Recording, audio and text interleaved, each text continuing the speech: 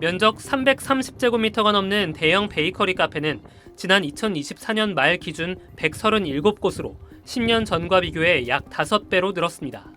그런데 이 가운데 일부가 고액 자산가들의 편법 상속, 증여수단으로 활용된다는 지적이 잇따르자 국세청이 본격적인 실태 조사에 착수했습니다.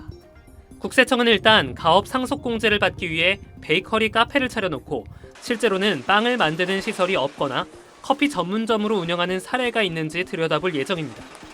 가업 상속공제는 10년 이상 운영한 가업을 상속해 5년만 유지하면 최대 600억 원을 상속재산에서 공제하는 제도입니다.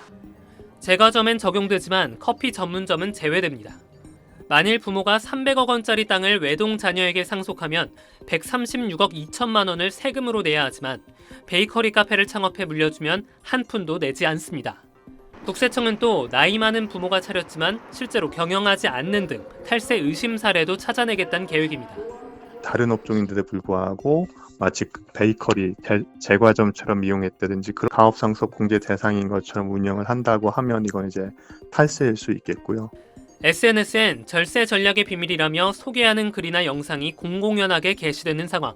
국세청은 이번 조사에서 자금 출처 부족과 창업자금 증여 등 탈세 혐의가 확인되면 별도 세무조사로 전환할 방침입니다. SBS 최승훈입니다. 한 해 미성년자가 올린 부동산 임대소득이 539억 원으로 역대 최대 기록을 갈아치웠습니다.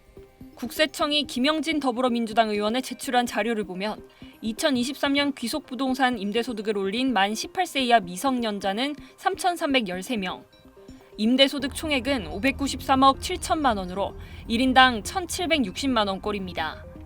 연령별 부동산 임대소득을 보면 0세부터 6세까지는 311명으로 모두 45억 8,100만 원의 부동산 임대소득을 올렸습니다.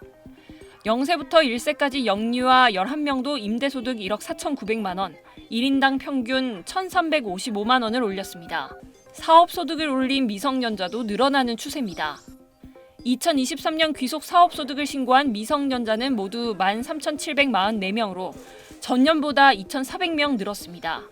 사업소득은 595억 5,800만 원으로 전년 대비 92억 9,900만 원 증가했습니다. 사업소득의 경우 13,744명 가운데 중고등학생이 1,619명으로 대부분을 차지했는데 이들이 올린 사업소득은 413억 200만 원입니다.